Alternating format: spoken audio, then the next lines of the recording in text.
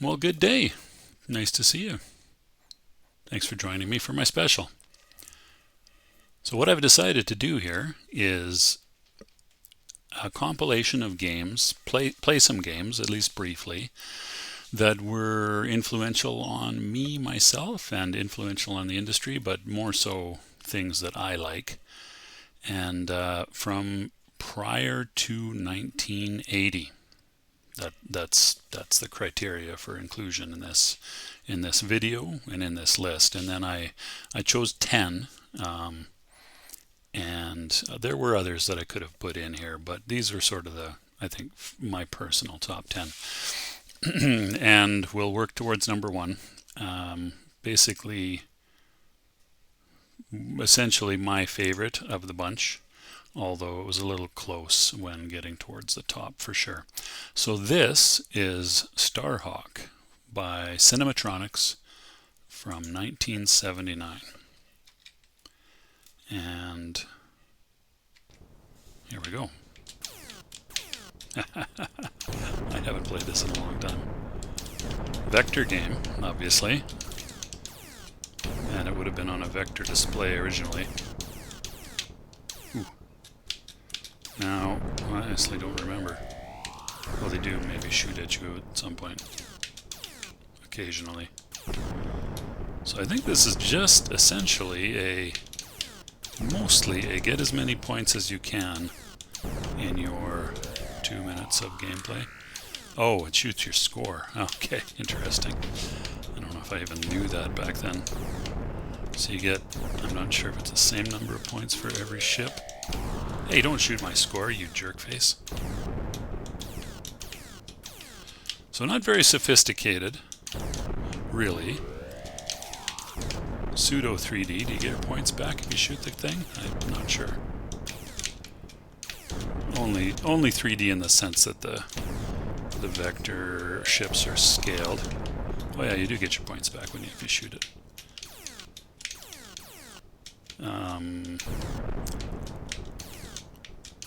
And you've got sort of this Death Star trench looking thing, which would have been all the rage in 1979, but generic enough that Lucasfilm couldn't really complain too much. Oh my gosh. So compared even to some of the things that were around at that time, this is pretty basic. But I do remember thinking, wow, this is so cool. I would have seen other similar, well, other games, other arcade games at this point, but probably not lots. I mean, I was only there, time limit up. That's about as exciting as that game gets, I'm pretty sure. Yeah, what was I going to say? I would have seen other games, possibly. Well, I would have a little bit by then. I was, what, 10 when this came out? Around then, anyway. I turned 11 that year, but my birthday's fairly late in the year, so probably I was around 10, and I probably would have seen this in, possibly not even until 80 or so. You know, there used to be arcade games in movie theaters and things like that, and that was probably where I ran into most of them. Although, when I was that age, we were allowed to roam around our home city on buses and things and bicycles, and so there were some arcades around in 79, I'm sure. I'm sure there were. Usually they're just little holes in the wall in little shopping centers. Like one retail bay type thing. Basically, usually bare concrete with a bunch of arcade games and people smoking and a crotchety old guy up at the front making sure nobody abused the machines. And, giving you your money back if you whined loudly enough that a machine ate your quarter. So that is Starhawk by Cinematronics. Now, I am... maybe I'll give it a try. I'm going to see how this goes. I was actually planning to do this as Actually, you know what? I'm going to make sure that each one is working before I start filming. So up next, you'll see shortly.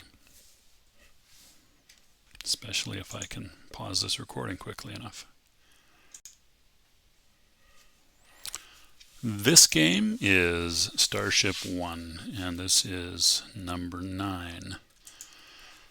Now this is from 1977 actually, so it's even earlier. It is not a vector game.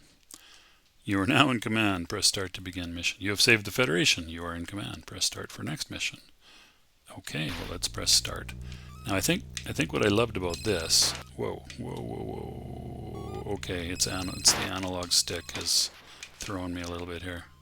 To be gentle with it. So this would have probably been a yoke, I'm pretty sure. Ooh, wicked! I forgot about that. Different ships and everything. Yeah, this is definitely not a vector game.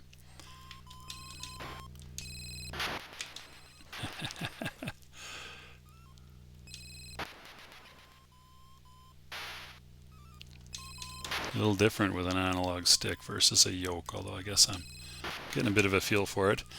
The Starship Enterprise thing might have given them some trouble, trademark-wise, but I'm not sure how excited companies got about that sort of thing back then. So it was quite a while after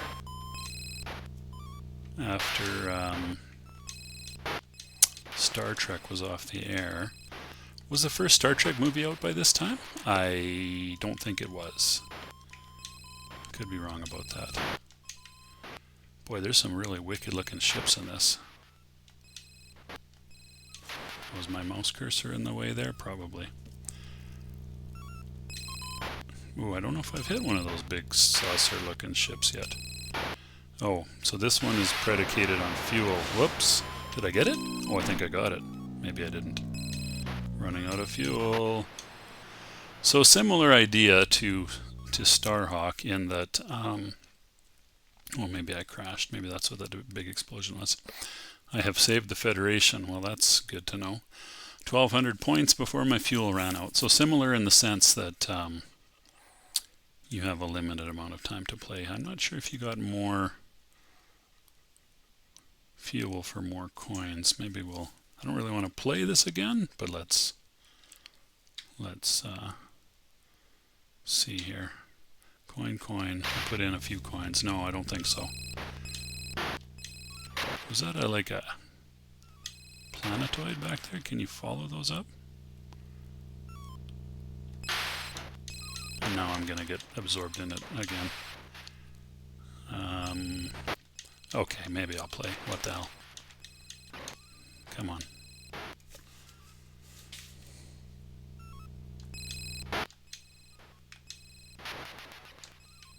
How much are those big guys worth? Damage, yeah. Never mind, that was a crash. Alright. Those tiger-looking guys must be worth a few points. Oh, that was a different one. That was like a Romulan ship from the old Star Trek show. Boy, those things are tough to hit. Come here, you tiger guy. Got him. 100 points for that. I think you have to avoid the...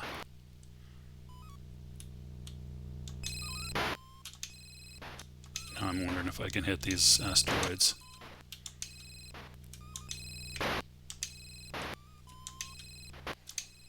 I feel like I did.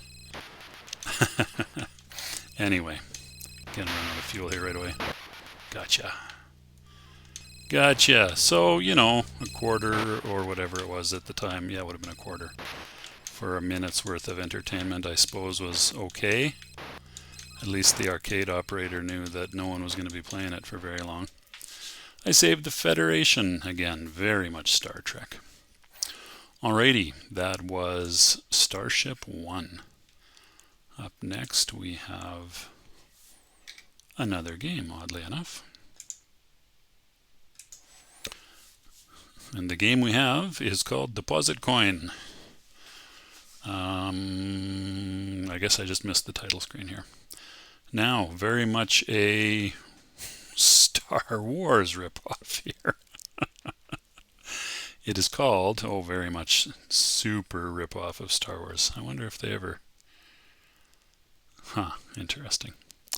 Exity, here we are. Exity Excitement. This is Starfire by Exity from 1979. Oh, even the logo. Hoo-wee. I should look and find out if Lucasfilm took them to task. Alrighty, well, nobody has any scores in this game. And let me just get my mouse out of there. The galaxy is depending on you. Deposit more fuel. Okay, here's something that the previous game was lacking. So you start with 300, or you can have more than that. I'll just play a single coin game here. Press start to begin mission. Alright, this is much less analog. Okay. Oh, no sound? I do remember this game. I don't. Well, maybe the sound isn't emulated. Actually, there was a message when I started it up that I didn't actually read. You get a target lock, which is kind of nice. I'm sure it would have had sound. Oop, I missed it. Some nice colors in this. And you can, the target lock is kind of cool as well. That's automatic. But you can also lock after you fire.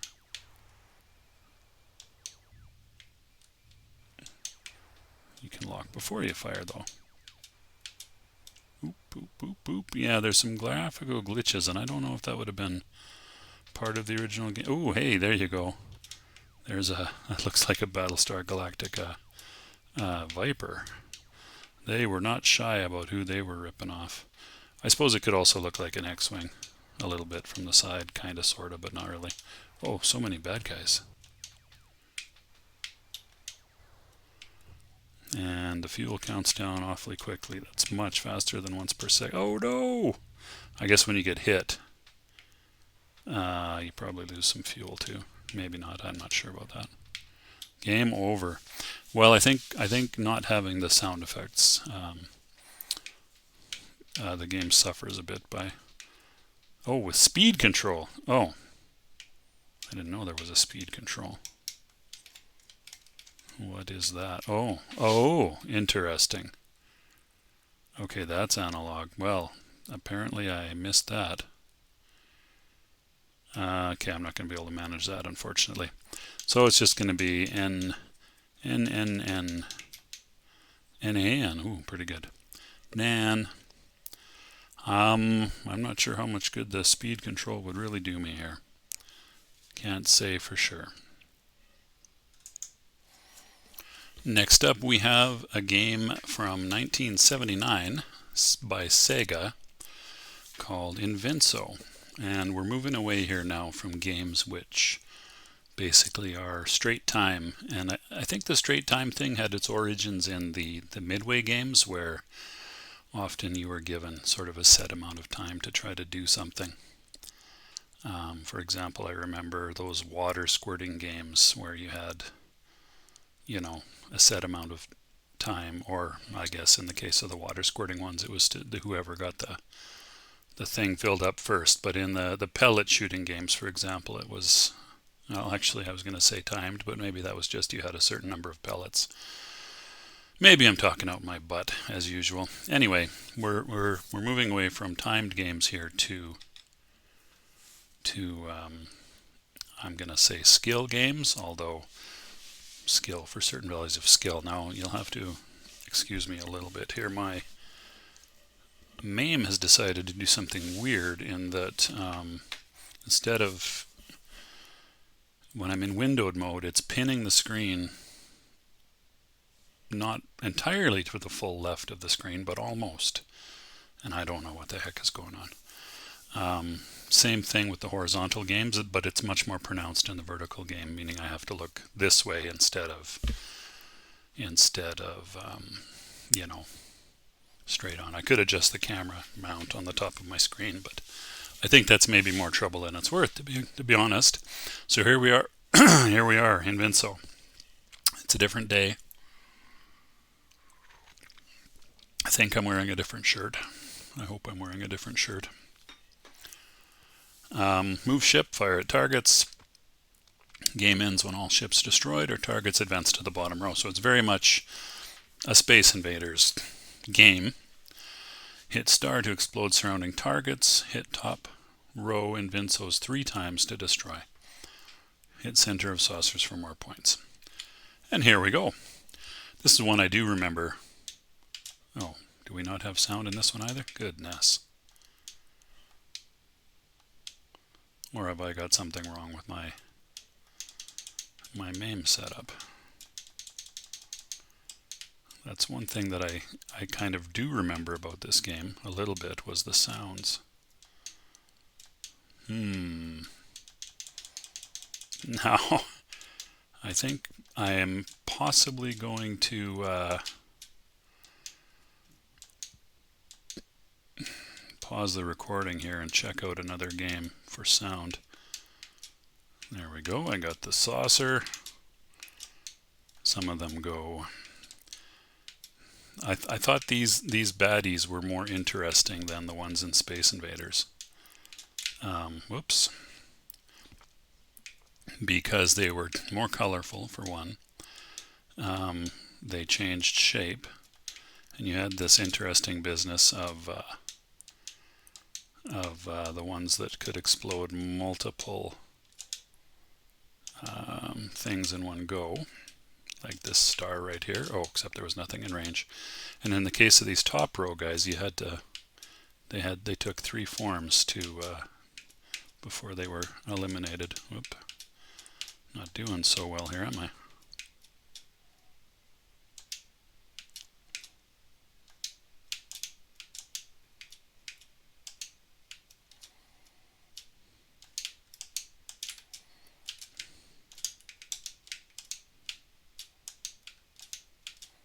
Boy, those little buggers are hard to hit. Come on. You can't shoot again till, there we go. Till your bullet is off the screen. Oh yeah, I forgot about this. Little showdown with the saucer. Well, it's unfortunate that we don't have sound here, and I'm not sure if that's a fault of my recording setup or if that's the emulation game. The emulation of the game, I should say. I should also have a look and see if this one is on Mister.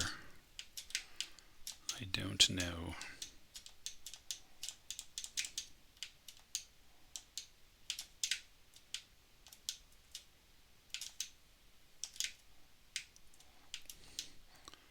Possibly a person should be trying to get rid of the top row guys first, eh?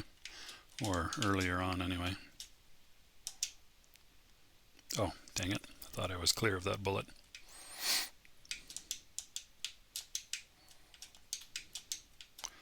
The Inviso guys are a bit of a pain.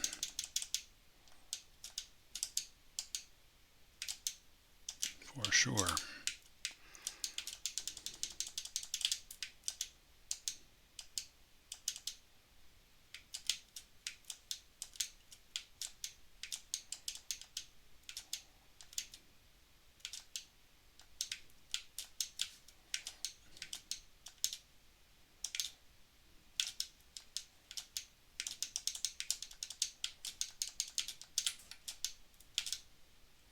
Hey, wait a minute, why are they changing direction? They're nowhere near, oh, is that a thing they do? Okay, that's no good. Apparently, okay, apparently unlike Space Invaders, they don't traverse as far as they can. Well, that's kind of silly. Alrighty, I'm going to pause this and check on a couple of things. Alrighty, it does seem that this is a problem with MAME, unfortunately. And I don't have any other options for playing this, so, oh, how are we, did I put a coin in and start? Anyway, I was thinking I'd have one more game.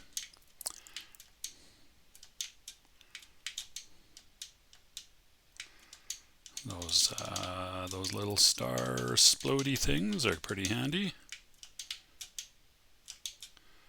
The Invinso's not progressing all the way to the left-hand side of the screen is kind of annoying, though. Not sure if that's a bug or if that's how the original was.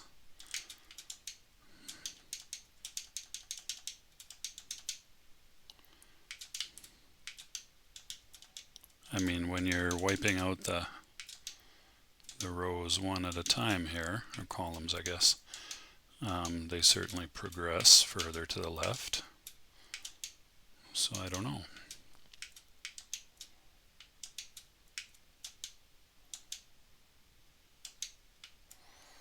The points are much more generous than Space Invaders. Not that that has much of anything to do with anything. It doesn't make the game any better or worse to have more points available.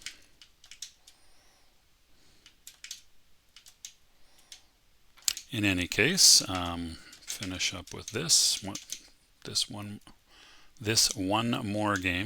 game, and I shall move on to the next one on my list.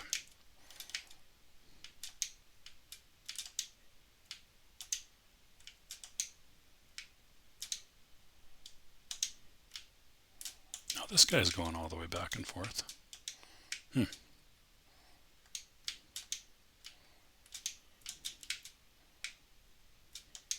if that could be an emulation bug. There we go. Let's have a duel with the saucer.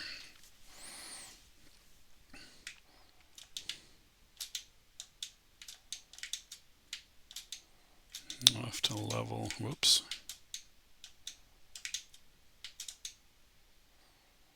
Level whoops, that's my favorite level in this game. Oh, the guys are moving at cross purposes. That might have had something to do with it, actually. The two sets of, or the different rows of enemies are moving against each other, which is interesting. Oh, dang it.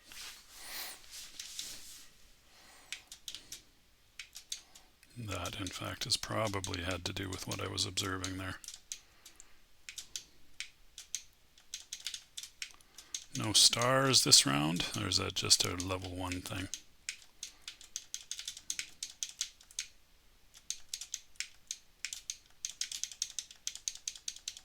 Oh, man. Let that be a lesson to me. You can't hide over at the far right. That's not a thing.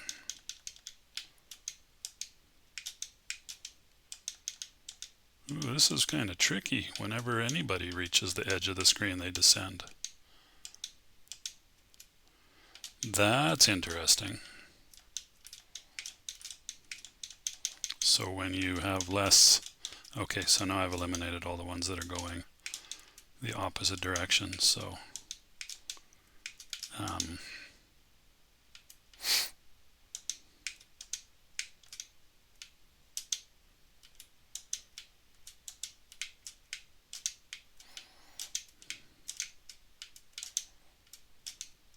Come on, you dirty rats.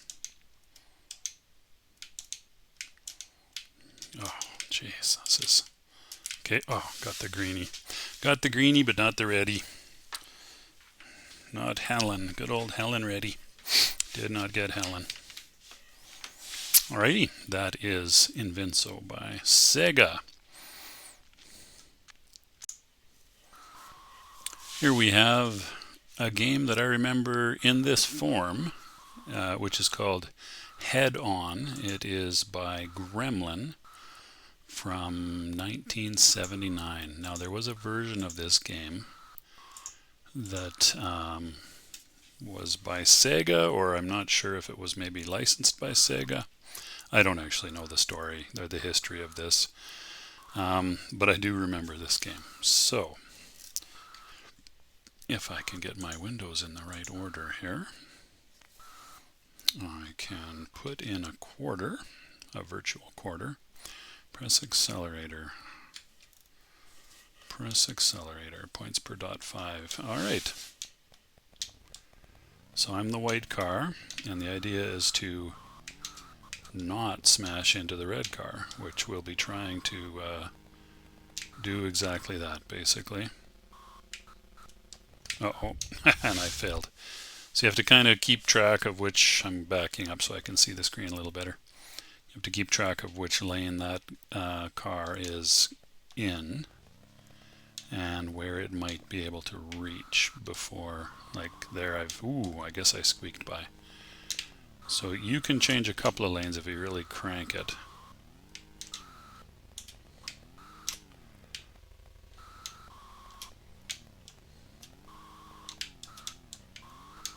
Oops. Oh, ooh, that was a bit lucky. I think you get more points for getting the ones that are red. And that is about it. Obviously the point is to try to clear all of the I'm going to say, I don't know what they're meant to be. Dots? Dots. They're dots. Look, this is canon by the game. They are dots. Points per dot, 5. So you have to get a little strategic about... Oh, I actually was trying to go down there.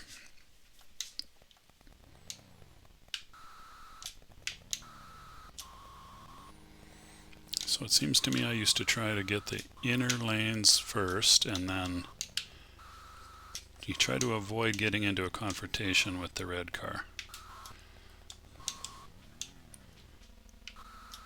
So change your lanes after he's done entering his lane. Ooh, he accelerated like mad. Game over, 2075. Well, it's not terrible. Could be worse. I don't know how good the masters of head-on were, like what the top scores were. But this one, oh, that didn't. I was trying to change lanes there.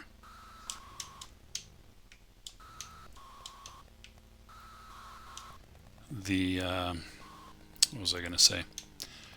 So this is another one I sort of remember from the context of like movie theaters or something along those lines. Oh, the redness of them went away. That's interesting. I didn't know that was a thing.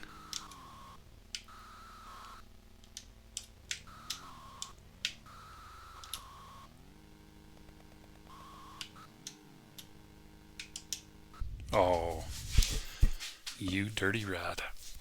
So I wonder how many points you get for a red dot. I wasn't observant enough to notice. And of course the maze resets every time, so... And I'm dead. Oh, you dirty rat.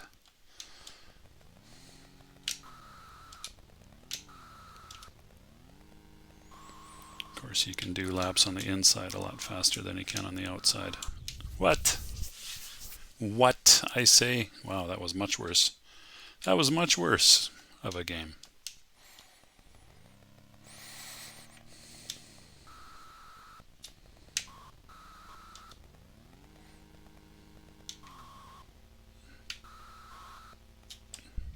Darn it. I thought he might get trapped in the whatever lane that was. If you are cruising along, you really can only manage one lane change at a go. But if you, see, I was trying to get into the outer one there. But if you slow down, if you take off the accelerator, if you get off the accelerator, you can manage 2.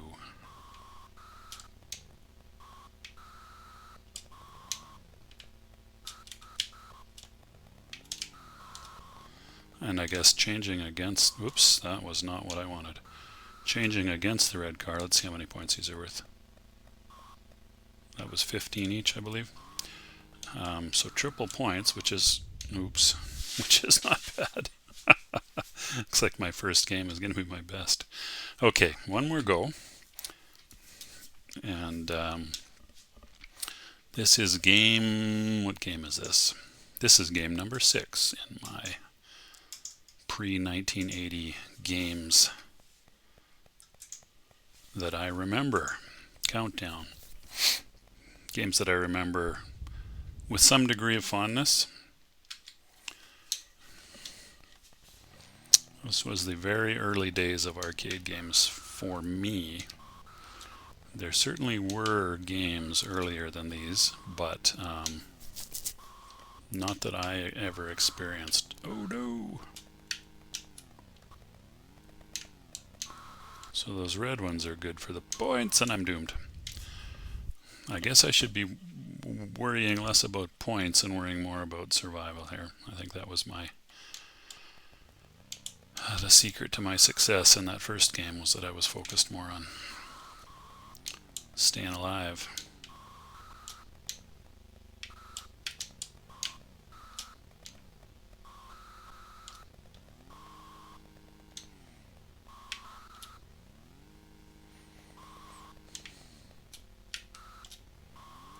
Ah, gar, gar.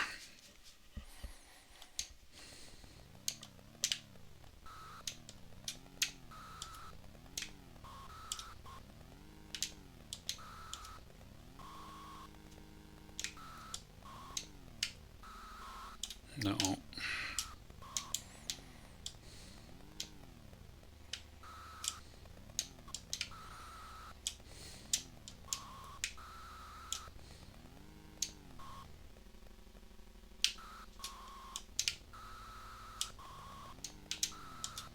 Uh-oh, uh-oh. Oh. There I was doing a little better, but not as good as the first game. All right. Well, who can predict these things? Okay, what's next? Let's see. Alrighty. Well, this is quite obviously Lunar Lander. Let's get that mouse out of there. And I don't remember the terrain scrolling like that. Anyway, so the objective of this game was to land your... where's the thruster? Whoa, whoa, no, no, no, no. What? No, for God's sake. There should be a... There were two controls, actually. There was a thrust, and there was... two... Let me just pause this and look at the input settings, which I should have done before starting the recording. But who knew? Pedal analog. Joy 1 right. Pedal 1 analog, left control. What? Pedal. Good Lord. It was a pedal? I thought it was two yokes, or I don't know if yoke's the right word, but like, you know, the things that you grab onto and could adjust up and down, two independently moving ones. One was for, or maybe it was a joystick and a yoke? I don't know. Anyway, so button one, left and right. All right, that's for rotation. Abort is space or joy 1 X. Pedal 1 analog, joy 1 right. That doesn't make any sense to me. I'm going to remap this. Sorry for this. Joy 1 right stick Y.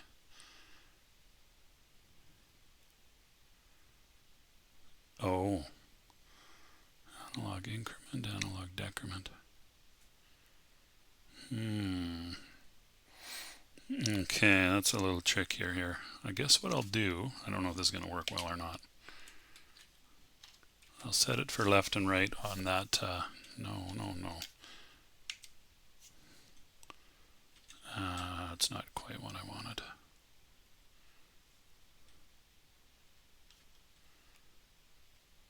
Return or enter, press delete to clear. We're going to make that left on the right stick on my gamepad here. And so let's try that. Is there an indicator of that? Not really. Okay. There we go. So that allows you to control the amount of thrust you are producing. There we go. Okay, so the idea was, this is going to be a little awkward because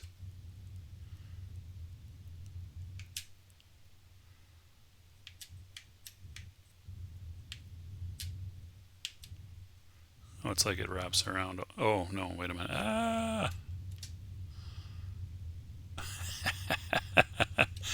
So this was okay, actually this is going okay. Oh no, it isn't. Why is this not? Auxiliary fuel tanks destroyed. Is that the game? I was almost out of fuel anyway.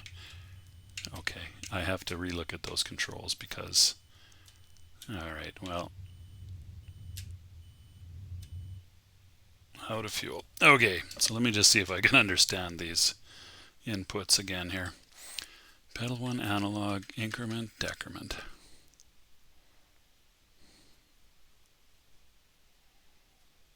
Pedal 1, analog.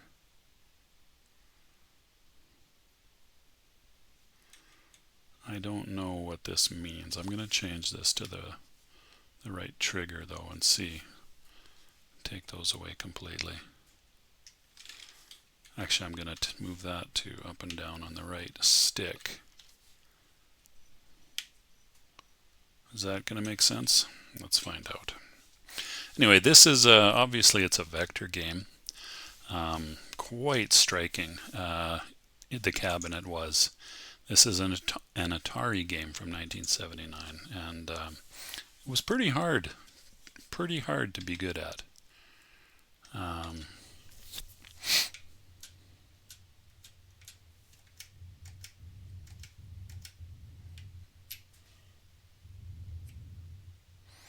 Okay, I think that'll work for me.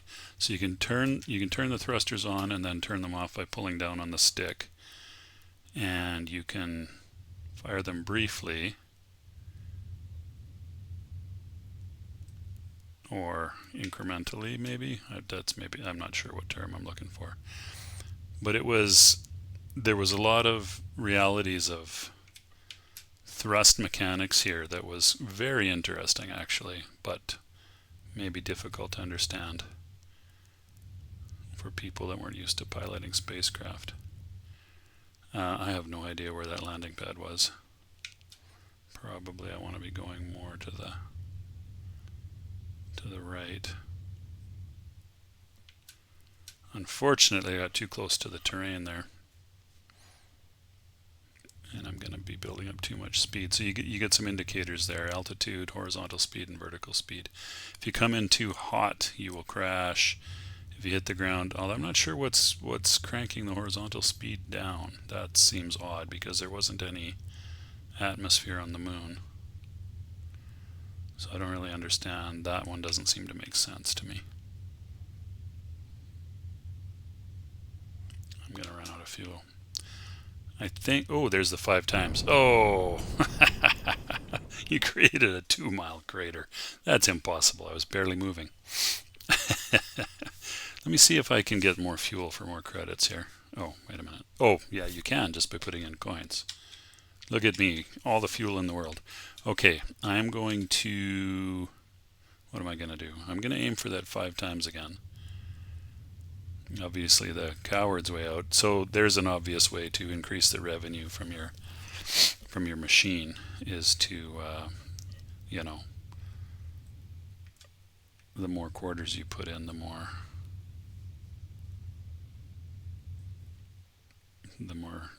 fuel you get.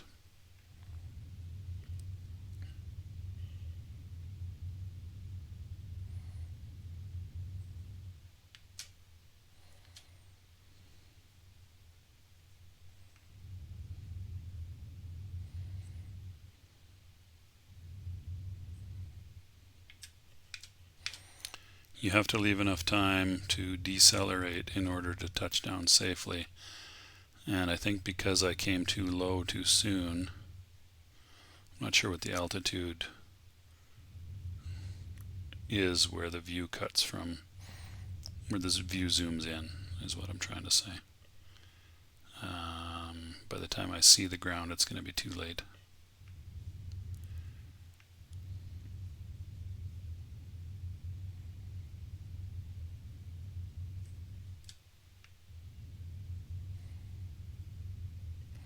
So the real skill would be in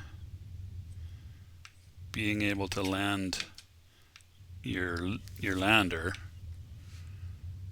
on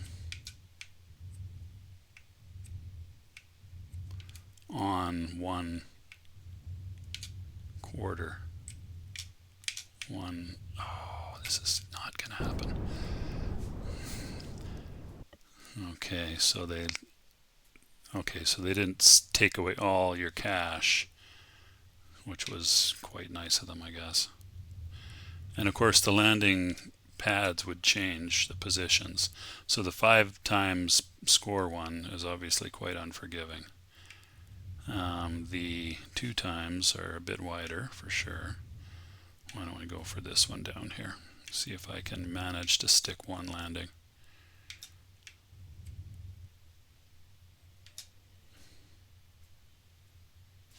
I don't know why the horizontal speed is dropping. That doesn't seem to make sense.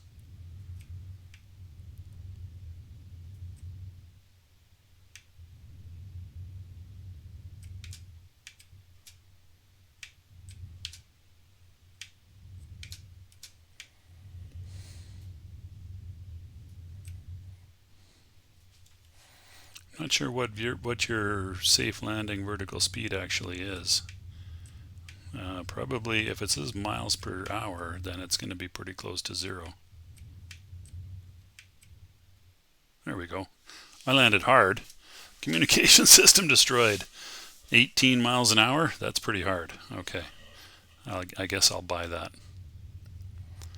Communication system destroyed. Does it have any impact on the game?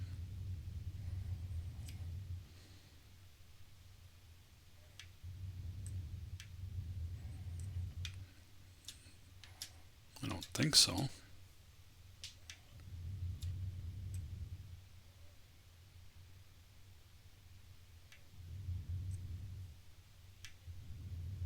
So you got to be going pretty close to 0, I guess. Whoa. Whoa, whoa, whoa, whoa, whoa, whoa, whoa. Okay. What are we at here? We are drifting just a wee bit. Oh, man.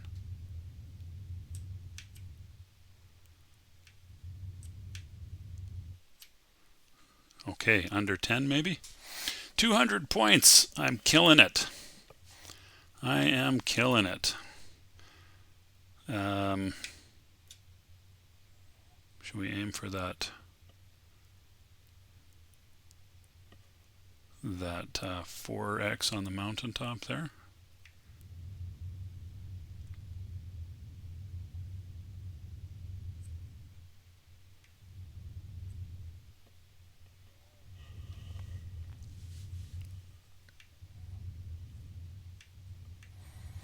I thought the horizontal velocity was going to be sufficient, but it looks like it isn't.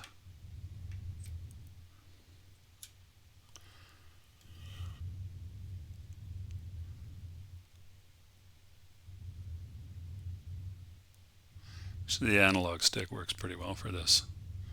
I'm a bit surprised.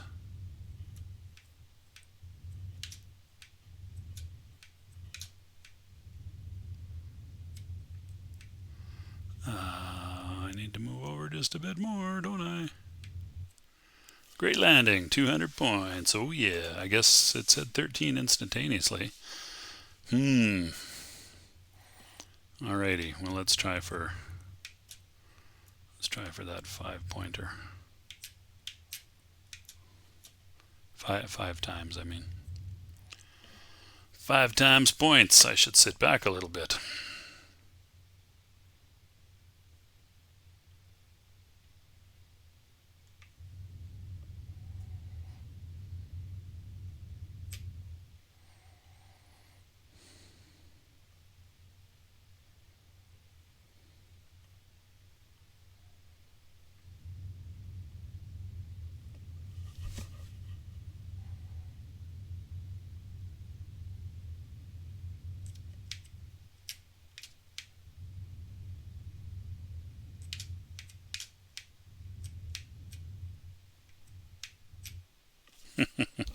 The Columbia has landed. Oh my. Oh my. Very cute. Okay. Well, should I keep trying to land or should I move on to the next game? Now that I've got the controls set up kind of nicely, this is all right. You know what I'm curious about was the scrolling of the terrain, which is not something I had ever seen before, and I noticed in the attract mode.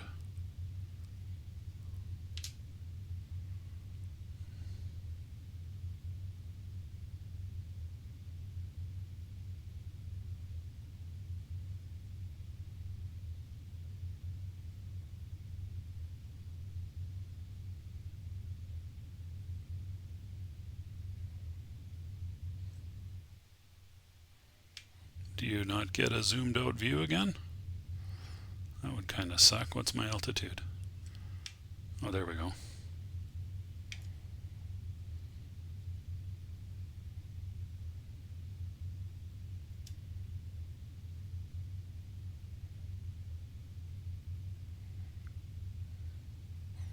Oh, wait a minute. The mountains are different. What is happening here?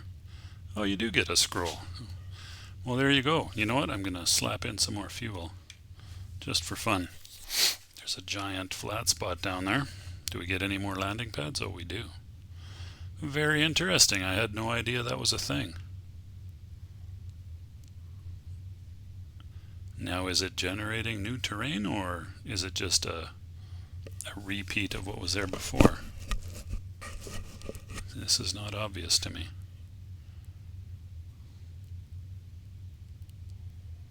At this angle, we're just basically, the vertical speed is staying very steady, which means we should be slowly gaining altitude, but we're not. Oh, it's altitude over the most immediate thing below you. No, I think we're just repeating the terrain. I'm pretty sure we are. Interesting. Alrighty. Well, that's oh, you can't point down. I was going to see if I could accelerate downwards, but that's not a thing. Okay, well, the next best thing to deliberately accelerating downwards is not accelerating upwards. So we'll hit pretty hard here. See how this goes. I wonder what it's going to say about the size of the crater. Woo, we're coming in hot. We're coming in hot. Ooh, we almost landed. Kabam. A 100 megabuck. Oh, you just destroyed a 100 megabuck lander. A $100 million lander was just destroyed. That is a shame. All right. Onwards. And now something that is probably very much recognizable. The infamous Space Invaders. Why is this? Oh, because you need to be on the window. You have to have the window active to insert a coin, you big doughhead. And why are we not hearing any sound? Seriously? Oh, okay. Because the game hadn't started yet. Now I'm all paranoid. Struggling a little bit with OBS doing weird things here, which is annoying. When I'm changing scenes, the video cam drops out and I can't get it back unless I restart OBS, which means that my plan of doing this in sort of a continuous shot has gone right out the window. By continuous shot, I mean by just pausing OBS and changing games and then resuming. It works as long as I'm not changing the scene in OBS, otherwise I have to stop and restart the recording. The other thing it's not doing correctly, I guess I shouldn't be bitching about OBS. So this is Space Invaders, the Tato classic brought to North America by Midway. I forgot how shrill that saucer noise is.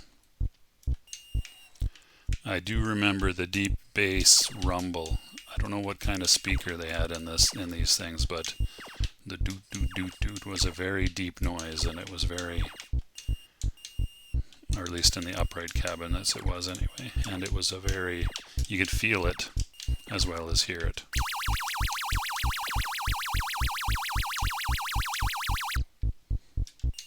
But you do actually get a pretty good sense of that sound from MAME. So this is just really an absolute classic of a game, so influential on so many things. Fun fact, the colors in the game came from colored plexiglass. I believe it was plexiglass. Colored plastic anyway. Or different colored glass, I suppose, was another. Or like a what do you call it? Like a plastic film. A film. The word I was looking for. On the glass, maybe. So the screen was just basically monochrome black and white. And it had, the green at the bottom. You can see the shots as they move into that zone turn green. Your bullets as well as they leave. And when they get up to the top row there, top area, they turn red. And believe me, that sound was just as shrill in the arcade as it is right now. Oh, I see my levels might be a little high. It's so hard to tell. The volume in MAME between the different games is just all over the map. I'm doing well. So if I was being a thorough professional, I would test each game and check the levels. But I'm just not that professional. Wow, that was a terrible second level. I'm going to turn my headphone volume down, and I don't think that has any effect on the recording volume, so let's give that a go. See if I can do any better with another game. This, by the way, is number 4 on my list. And away we go.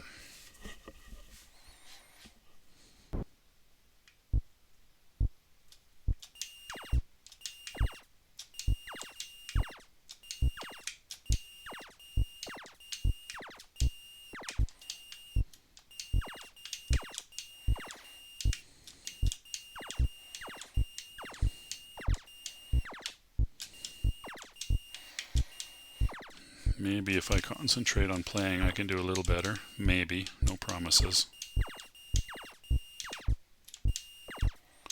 I was never really good at this game. Wow, that's still super shrill in my ears. I was never really good at this game. It did get a little, for me it got repetitive, and there were other things in the arcades that I wanted to play. This was I'm going to say 1978. I have it in my list, which is not in front of me right this second. But just the gameplay itself was a real step up from what arcade video games were like, excuse me, prior to Space Invaders. Or at least prior to anything I had seen before. Now, I played this to death on my Atari 2600. I got to tell you, the variability in speed. I'm going to pause the game.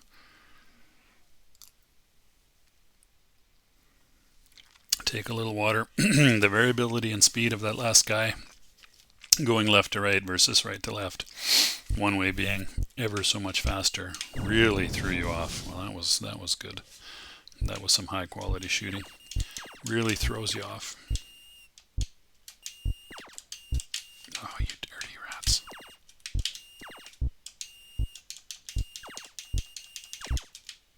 Get him, get him, get him.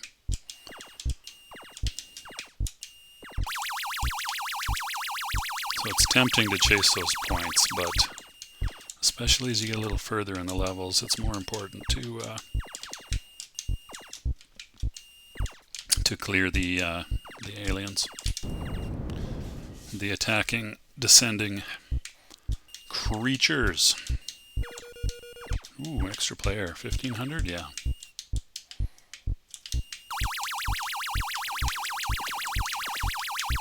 So if you can squeeze off a shot in between the rows of the aliens or off to the side to get the saucer, then that's worth doing. Otherwise, probably not worth chasing.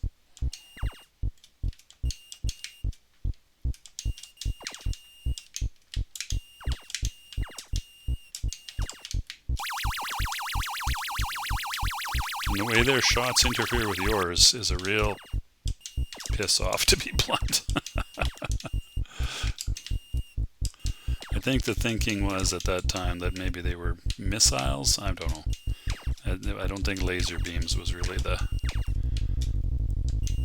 thinking. Maybe it was.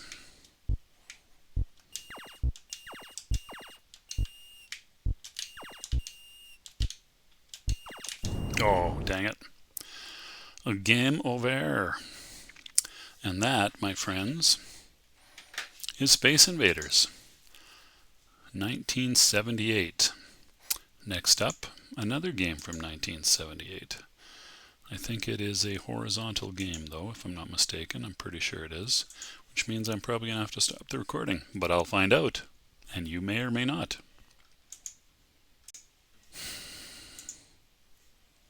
At least when I restart OBS, it seems to retain the correct settings, which for a little while it wasn't seem to be doing. This is Sprint, or Sprint 1, I think, to be technical. And this is by Key Games, which I think is common knowledge now was Atari, and they were trying to create competition for themselves, the appearance of competition, so they invented Key Games. And now I don't actually have...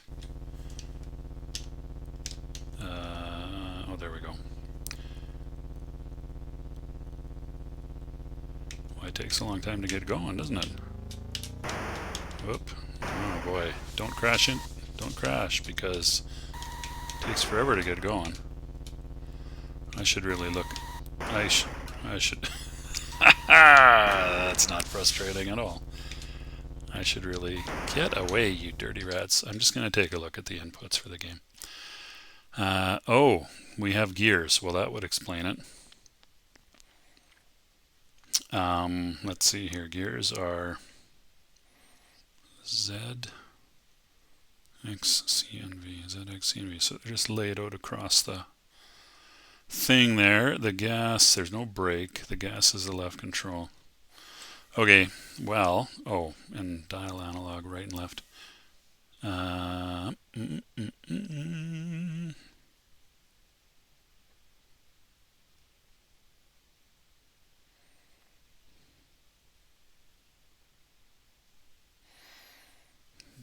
Mouse. Okay, could I do this with my joystick? We've got gears, steering, and accelerator. Yeah, okay, I can do that. Let's put the accelerator on the trigger, and we'll put the gears on the buttons. Gear 1, gear 2. Oops, that didn't work. Let's try that again. That one that didn't work. Okay, there we go. There we go. So it's sort of like anti-clockwise from the bottom on my gamepad, and then the dial analog. Yeah, I think that'll work. So how are we doing? Oh, I got a lot of time, so let's see how I do with this. If I'm not mistaken, there actually was a gear shift on this game. Like a for-real gear shift. Oh, and the track just changes. Nice. Okay, well, obviously I'm doing a little better not trying to start in third gear or fourth gear or whatever. Okay. It's a lot more like driving, though. Of course, the other cars kind of interfere with your steering, which not terribly realistic, but okay, I don't know why the track is changing in the middle of the race. That seems weird to me.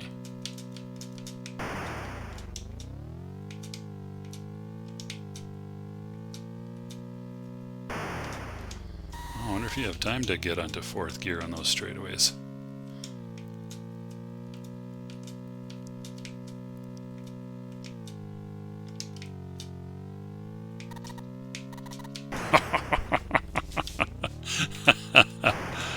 This is as much fun as you should be allowed to have.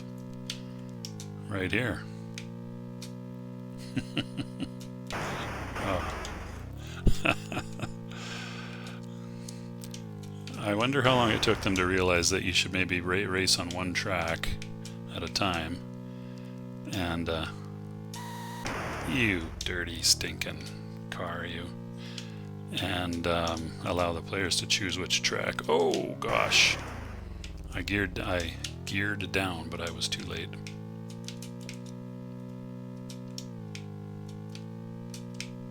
So you can navigate those U-turns in third gear, actually.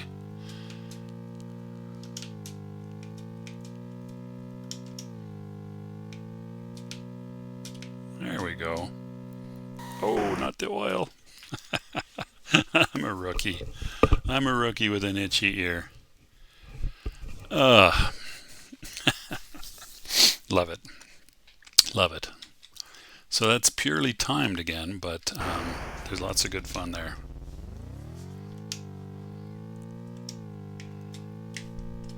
How fast do you slow down when you take your foot off the accelerator? That's the one thing I didn't even consider last game. Oh man. Dang it. The oil slick really messes with your ability to steer.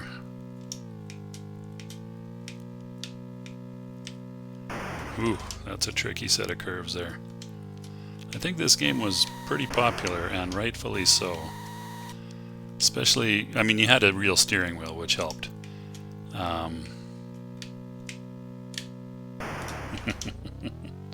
guess I should gear down for that. At least that second set there. Ooh, and now we're in a different track. And I crash.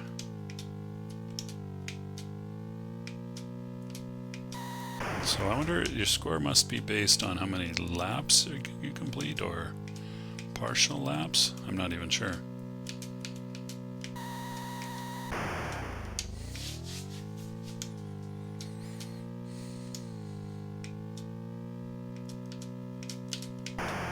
Or maybe how many cars you pass? I don't know.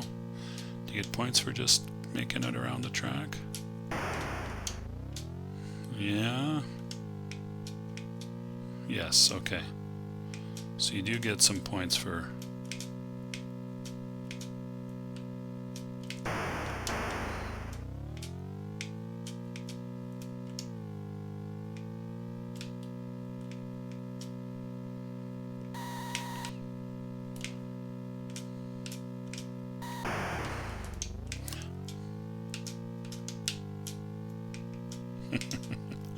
This is ridiculously fun, I have to say. It's definitely partly nostalgia, but you can go from first gear to second gear pretty quickly.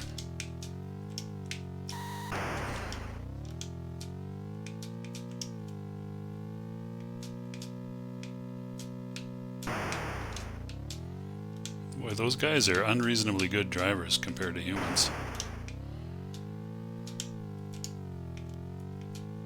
Out of time. What was it saying at the bottom? Extra play for 150 points, or extended play for 150 points? That's such a good game. That's a fun one, even now. I think it was in the middle of changing courses, because that's not a reasonable looking course.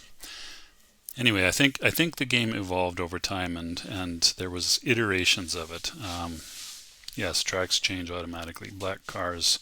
Well, what about the gray ones? Anyway, so there you go. That is Sprint 1 by Key Games / Atari. And now I think there's a pretty good chance I can get into this next one without changing the scene. Alrighty. Hopefully this show's okay. I think it should be alright. The vectors are maybe a little fine. This is the ever so famous and really just an astonishingly great game, Asteroids, by Atari from 1979, as you can see at the bottom there. So what have we got here? Left control, left alt, and space. That would be thrust, hyperspace, and I don't know what.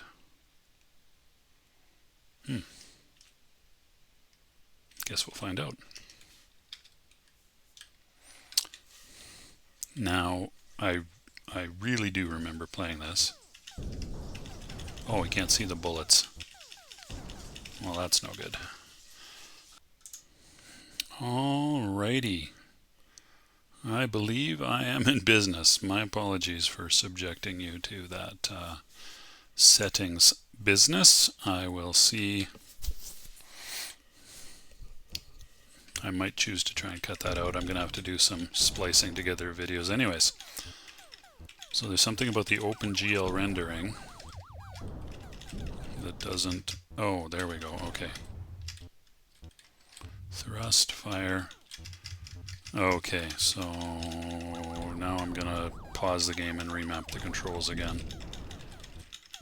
So button 3, or sorry, button 2 is thrust. So, oh, it was, okay, it was all buttons in the original, but my point being that button 4 is thrust, and button 5 will be hyperspace, and button 3 will be fire, and hopefully that is true, and we will be able to play this game now. I guess the other thing we weren't seeing before was explosions. Hopefully that's showing up on the recording. They're pretty small.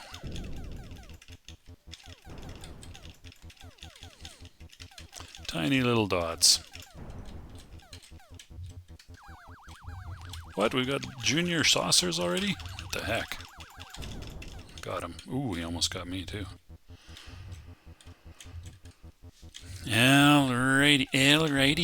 Alrighty, as they say. How many games can you name that have the copyright and the date on the screen and the year at all times? Probably not that many. Vectors. An uncle of my wife's, who is now passed away for quite a few years, been passed away. They had a not quite properly working asteroids. What do you call those? The sit-down cabinets in their basement, which I was envious of when I first started dating my wife. Or not first started, but while I was dating my wife. I believe it was in better repair when their kids were younger. Cocktail cabinet, that's what those were called. Because yeah, I think you could sit down at them and have cocktails. Oh, look at that. Game over. So I believe this game had the ability to rack up a great many extra players. Hyperspace, there we go. And the best players of this in the world could then rack up a whole bunch of players, extra ships, and then go away and have a meal or go to the washroom or whatever and come back and resume their game.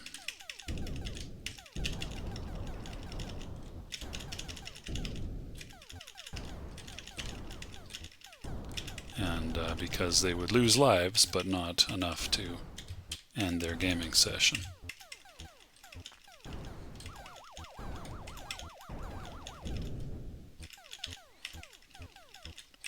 So vector monitors I don't think are really a thing anymore. I don't know if anyone's making vector monitors anymore. Vector displays.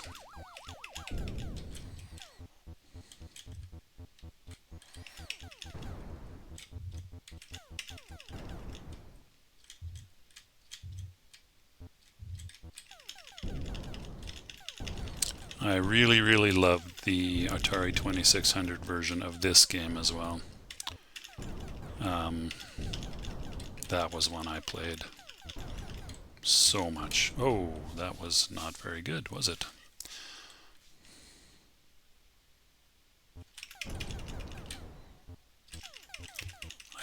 I'm not sure if the score you needed for getting an extra player in this game was configurable with dip switches. I guess I could find out, couldn't I?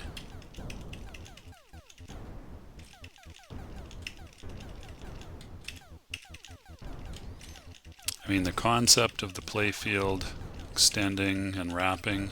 I don't know if this game originated that, but it had to be one of the early ones for sure.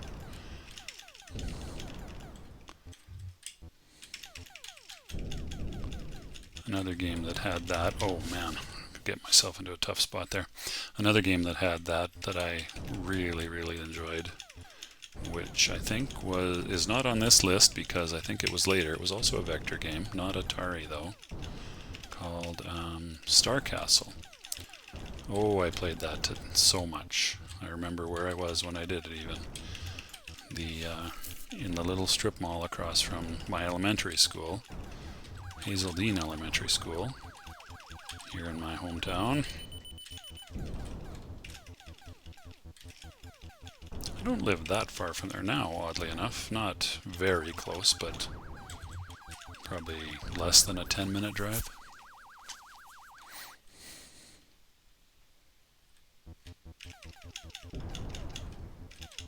Yes, I believe I just got another player when I passed 10,000 points. Too busy thinking about, oh, come on. Come on.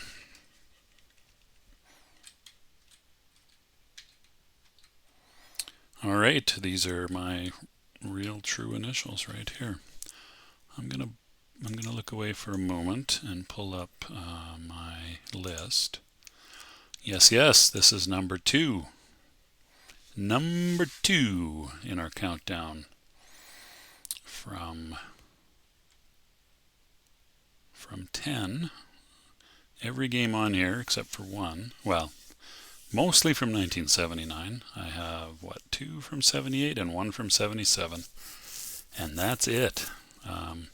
Looking at the 1980 was clearly a big year for me in arcade games because I have, how many do I have? 22 games?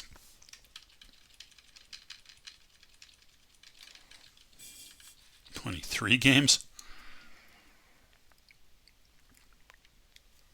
That's too many. I'm going to have to rank them a little bit. But I mean, that was obviously a really big year for me and going and playing video games in arcades, because I remember all of them to a greater or lesser degree, and I have fond memories of all of them. Craziness. Anyway, I guess I'm getting ahead of myself, aren't I? So I think I'm going to play this game one more time. You know, possibly this one should have been number 1 on my list, now that I'm sitting here playing it.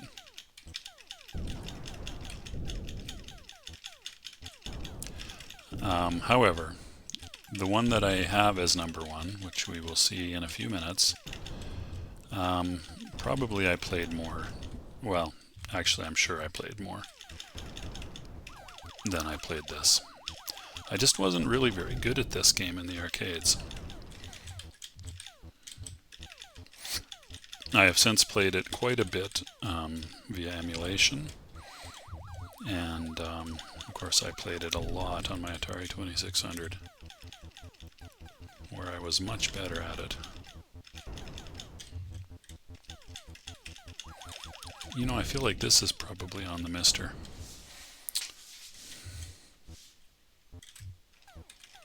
Pretty sure it is, actually. I should see how that looks.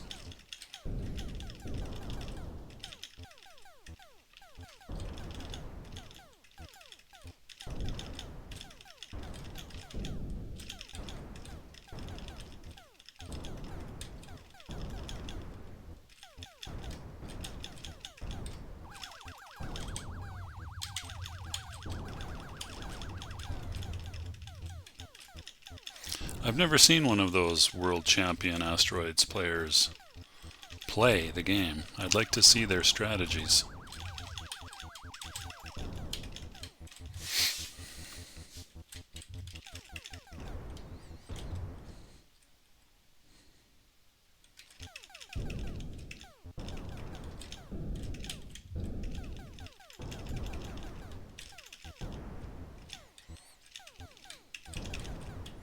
I mean, there's lots of things that cross my mind as possible strategies for playing this game. You know, do you sort of pick off the big asteroids a little bit at a time? Oh, shoot. Do you pick them off a little bit at a time and then try to clean up the pieces so that you're not facing hundreds and thousands of small asteroids at a time? And what about the saucers? Do you sort of charge them like I'm doing now and failing at? Or do you try to avoid them and snipe them from a distance? And there might be different combinations of those strategies depending on what kind of situation you're in the game. Or other strategies that I haven't thought of. Or maybe you just try to get a bajillion little asteroids flying around and just make sure that you're picking them off as they come anywhere near you. Oops. So those little saucers are a pain in the butt. They're deadly snipers, which is why I think you pretty much have to get, and I never remembered hyperspace in this game. Or any game that has hyperspace for that matter. Is that my best round? I think it is. Not amazing, but it's sure a fun game to play. Alrighty, let me find my recording window and I will be back momentarily with the number one game. We are the Galaxians. So this is my most favorite, most memorable perhaps, if not, I don't know if favorite's quite the right word, but the one that I have the strongest memories of. I remember the first time I saw this game in the arcade and I was just blown away. I think I had not seen a game in actual color before, other than I suppose the not quite real color of Space Invaders. And I mean the colors were real, but there weren't colored objects on the screen. If you catch my drift, it was done with films on glass or plexiglass. I don't actually know which. Might have depended on what kind of machine you were looking at too. So this game is called, I think, Galaxian. But then I think the screen just says we are the Galaxians. Actually, maybe I'll look that up. Because it would be the side art or the marquee.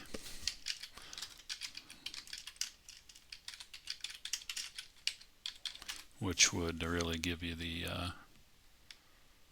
story. Yeah, it was just Galaxian on the marquee.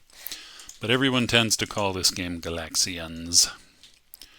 And of course I only ever saw it by Midway in reality, but it was a Namco game brought to North America by Midway. And I think it is time to give it a go. That coin noise.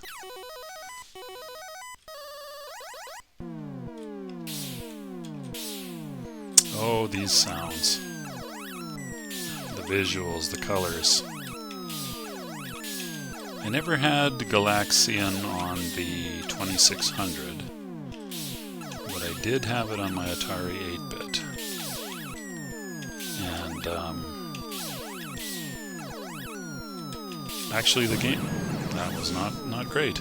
The game on the Atari 8-bits, the Atari 800 or the 8-bit line, I had a 600 XL, actually, back in the day. And now what do I own? I think I own a 400. Do I have another one? Oh, I have a 130 XC, I think it is. I'm looking at the shelf where it used to be. It's not there right now, so I'm not sure why I'm looking over there. I haven't had either of those hooked up in quite a long time. I should see if those work properly anymore. A little hard to justify owning those older systems for me these days, because I just don't use them. Okay, that was incredibly dumb.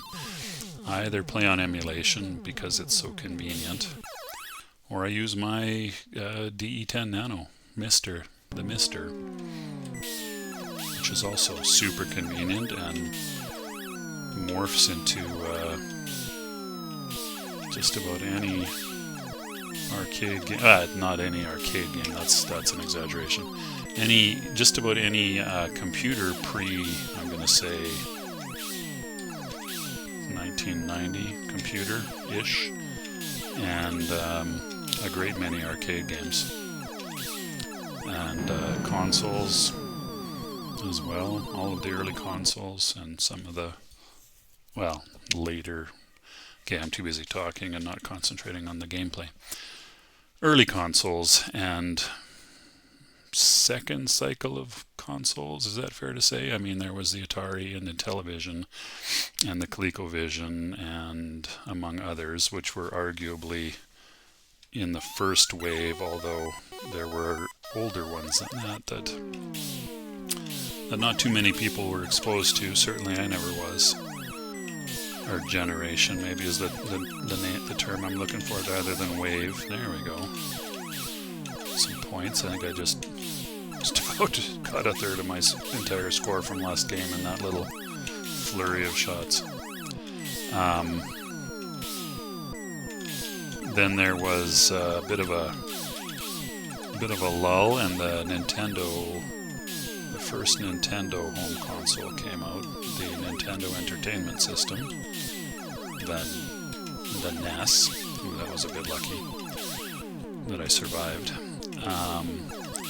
And then things like the Sega Master System, and I'm sure I'm forgetting some things, but anyway, the only one I was really aware of, I think, was the Nintendo. I don't know that I ever saw a Sega Master System in real life. And then, of course, the 16-bit systems, 16-bit wars, I was going to say primarily the Super Nintendo and the Sega Genesis, which is what it was called here in North America, or the Mega Drive in, I think, pretty much the rest of the world. But there was also the TurboGrafx 16, as it was called. Also, I believe, called the Super Graphics in Japan, and I don't know where else that might have been true. Anywho, and then we had the next, sort of the first 3D consoles with the Sony PlayStation and the Nintendo 64.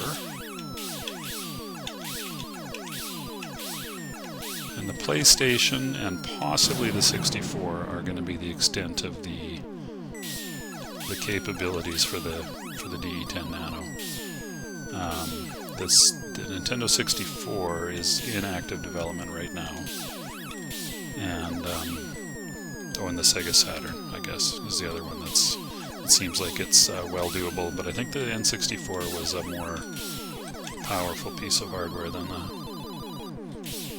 the Saturn. Now I'm gonna get haters. Probably not, because anyone who cares more about the Saturn and the Nintendo 64 are probably not watching this video. Alrighty, well, this is a great game, and I'm not really showing off any great skill on my part, but an evolution of very, very obviously Space Invaders, but an evolution of the game Space Invaders, and it introduced some concepts that very much came to heavily influence further development of shooters. This is sort of the genre of, I think, what you would call fixed screen shooters, single screen shooters. The enemies bouncing back and forth, of course, was a Space Invaders thing. But here, instead of having them descend down the screen, obviously you can see what's going on as they peel off in 1s and 2s and 3s and come and attack and strafe the player. And so this concept really expanded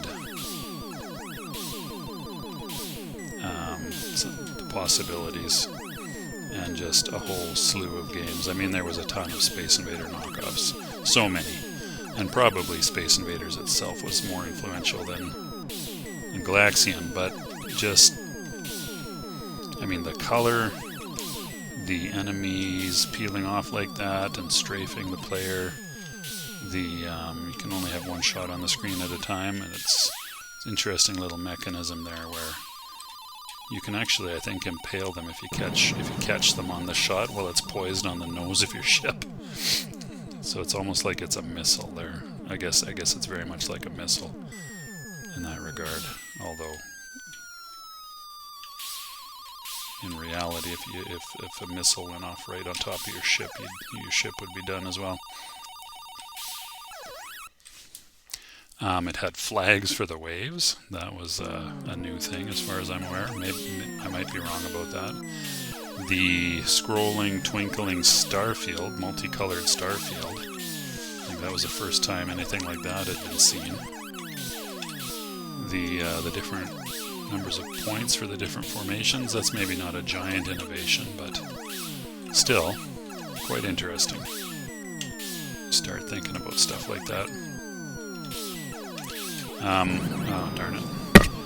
I don't know if I mentioned I was gonna mention the Atari 8-bit version of Galaxian, and then I think I got off on a tangent. Was really quite a good game, but it was also in some ways not quite the same as this game. And I don't know if I could, without sort of sitting down and playing them side by side almost, or one after the other, and then going back and forth, put my fingers on what makes it different. But the movement of the enemies is a bit different, and the way you play the game is a bit different. Still a great game, and obviously very similar to the arcade game. I think now that I'm trying to put my finger on it, part of it might be that it was laid out horizontally instead of vertically. And instead of just using, half the screen or whatever, 2/3 of the screen, whatever would have been a similar aspect ratio to the arcade, they stretched it out horizontally, and that just it changed the play experience quite a bit. But where that was done a lot for home computer games, for some reason, I don't really understand the why of it. Maybe people had the idea that you had these TVs or monitors laid out in a horizontal 4:3 format. I'm talking about the aspect ratio when I say 4:3. That you needed to use the screen. But I've seen some amazing conversions of arcade games, vertical arcade games, for some of the home computer systems done in the last, say, 10 years. 40 years after the fact, that do a really nice job with just using a part of the screen as opposed to the whole thing, and getting a much more accurate aspect ratio of the actual gameplay surface that you would have had in the arcade. What they did, obviously, in the arcades, if you don't know, you probably do, but I'm going to say it now anyway, is that they would put the monitors, the displays, on their side so that they were taller than they were wide, as opposed to a TV, which was wider than it was tall. And now, of course, we have the widescreens in all sorts of different form factors. I'm looking at one right now. 1920 by 1080. Not stellar, but it is 32 inches diagonal, so it's quite large. And that is number 1 on my list of my 10 most influential arcade games from before 1980. And I think with that, I am going to wrap this up. I have no idea how long this video is going to be, because I've had to stop and start the recording quite a few times. And I may do a bit of editing. I may not. I may just splice them all together and let her rip, which is much more my normal style. I have been given some thought to doing some more editing and putting together some, a title sequence or something, but I really haven't made the time or effort to learn how to do stuff like that. And it would very much be a learning for me.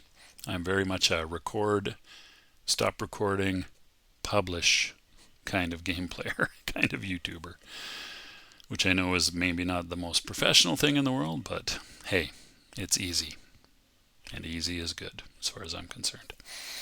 Right on. So I hope you got some enjoyment out of that. Maybe saw some games you haven't seen before, or enjoyed my reminiscences or my blatherings, depending on what you think of it, about these games. And that's about it. Thanks so much for watching. Take good care of yourselves, and I'll see you next time.